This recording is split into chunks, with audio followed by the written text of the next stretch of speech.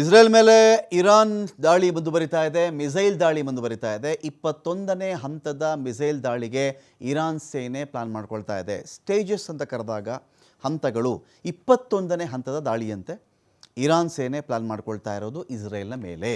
Israel ಅಣ್ವಸ್ತ್ರ ಘಟಕವನ್ನು Iran target ಮಾಡ್ಕೊಳ್ತಾ ಇದೆ. ಇದು ಇದರ ಲೇಟೆಸ್ಟ್ ಪ್ಲಾನ್. ಆಯ್ತಪ್ಪ, ನಮ್ಮ ಅಣ್ವಸ್ತ್ರ ಸಂಗ್ರಹಾಗಾರವೋ ಅಣ್ವಸ್ತ್ರ ಘಟಕವೋ ಇಸ್ರೇಲ್ ನೀವು ಹೊಡೆದು ಹಾಕ್ಬಿಟ್ರಿ, ನಿಮ್ಮ ಅಣ್ವಸ್ತ್ರ ಘಟಕ ನಿಮ್ದು ಇಲ್ವಾ? ಹಾಗಾದರೆ ನಾವು ಹೊಡೆಯೋದು ಬೇಡವಾ? ಅದನ್ನು ನಾವು ಹೊಡೆದು ಹಾಕ್ತೀವಿ ನೋಡಿ ಅಂಥೇಳಿ ಇದೀಗ ಇರಾನ್ ಪ್ಲಾನ್ ಮಾಡಿಕೊಂಡಿದೆ ಇಸ್ರೇಲ್ನ ಅಣ್ವಸ್ತ್ರ ಘಟಕದ ಮೇಲೆ. ನೆಗೆವ್ ಮರುಭೂಮಿಯಲ್ಲಿ ಡಿಮೋನಾ ಅಣುಸ್ಥಾವರ ಇದೆ. ಅಲ್ಲಿ ಇಸ್ರೇಲ್ನದ್ದು ಡಿಮೋನಾ ಅಣುಸ್ಥಾವರ ಇದೆಯಲ್ಲ, ಈ ಅಣುಸ್ಥಾವರವೇ ನಮ್ಮ ಟಾರ್ಗೆಟ್ ಅಂತ ಹೇಳಿ ಒಂದು ಕಡೆ ಇದೀಗ ಇಲ್ಲಿ ಇರಾನ್ ರೆಡಿ ಆಗ್ತಾ ಇದೆ. ಇದನ್ನು ಹೇಗಾದರೂ ಮಾಡಿ ನಾವು ಹಾಳು ಮಾಡಬೇಕು, ಡ್ಯಾಮೇಜ್ ಮಾಡಬೇಕು, ಧ್ವಂಸ ಮಾಡಬೇಕು ಅಂತ ಹೇಳಿ ಅಣುಸ್ಥಾವರದ ವಿಡಿಯೋವನ್ನು ಇರಾನ್ ಸೇನೆ ರಿಲೀಸ್ ಮಾಡಿದೆ. ಇಲ್ಲಿ ನೋಡ್ಕೊಳ್ಳಿ, ಎಲ್ಲರೂ ಕೂಡ ಬರೀ ಇರಾನ್ ಇರಾನ್ ಇರಾನ್ ಅಂತ ಮಾತಾಡ್ತಾ ಇದ್ರಲ್ಲ ಎಲ್ಲರೂ. ಇಸ್ರೇಲಲ್ಲಿ ಇಲ್ವಾ? ಹಾಗಾದರೆ ಇದೆ, ಇಸ್ರೇಲ್ನ ಈ ಅಣುಸ್ಥಾವರ ಇದೆ ಅಂಥೇಳಿ ಮ್ಯಾಪಲ್ಲಿ ಪೂರ್ತಿ ನೋಡಿ. ಆ ಚಿತ್ರ ನೋಡಿ ನಿಮಗೆ, ಯಾವ ಪ್ರದೇಶದಲ್ಲಿ ಇದು ಇರಾನ್ ಮಾಡಿದ್ರು ಇಂಥದ್ದೇ ಪ್ರದೇಶದಲ್ಲಿ ಅದು ಕೂಡ ಮಾಡಿದೆ. ಇಸ್ರೇಲ್ ಮಾಡಿದ್ದಾರೆ ಅಂತ ಹೇಳಲಾದ ಪ್ರದೇಶ ಇದೆಯಲ್ಲ, ಇದು ಕೂಡ ಅಂಥದ್ದೇ ಸ್ಥಳ. ದೊಡ್ಡ ಒಂದು ಪರ್ವತ ಪ್ರದೇಶ ಅದು. ಆ ಪರ್ವತ ಪ್ರದೇಶದಲ್ಲಿ ಈ ಥರದ ಅಣು ಸ್ಥಾವರವನ್ನು ಅವರು ಮಾಡ್ತಾರೆ. ಮಾಡಿದಾಗ ಸಾಮಾನ್ಯವಾಗಿ ಮೇಲ್ಭಾಗದಲ್ಲೇ ಇಡಲ್ಲ, ಒಂದು ಸಣ್ಣ ಕ್ಷಿಪಣಿ ಬಿದ್ದರೂ ಹಾಳಾಗ್ಬಿಡುತ್ತೆ. ಅವಾಗ B2 ಬಾಂಬರೇ ಬೇಕಲ್ಲ, ಈಗ ಅದನ್ನು B2 ಇಂದನೇ ಉಡಾಯಿಸ್ಬೇಕಲ್ಲ ಈಗ.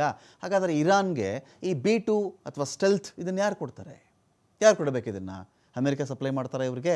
ಅಥವಾ ಇದುವರೆಗೂ ನಮ್ಗೆ ಗೊತ್ತಿಲ್ಲ ಯುದ್ಧದಲ್ಲಿ ಯಾರು ಯಾವ ಅಸ್ತ್ರವನ್ನು ಬಳಸ್ತಾರೆ ಅಂಥೇಳಿ.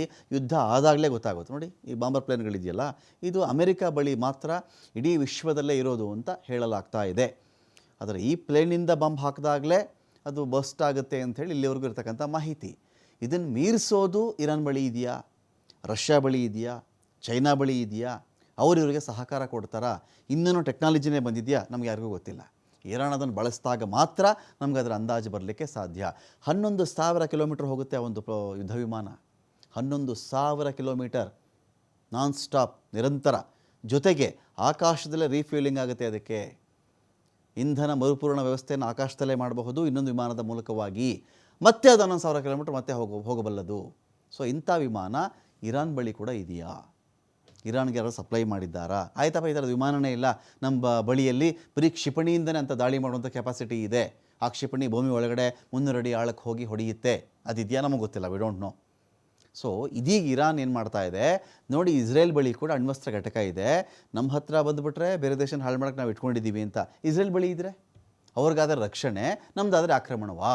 ನಾವು ಮಾಡ್ತೀವಿ ನೋಡಿ ಅಂತೇಳಿ ಇದೀಗ ಇರಾನ್ ಆ ಒಂದು ವಿಡಿಯೋವನ್ನು ಬಿಡುಗಡೆ ಮಾಡಿದೆ.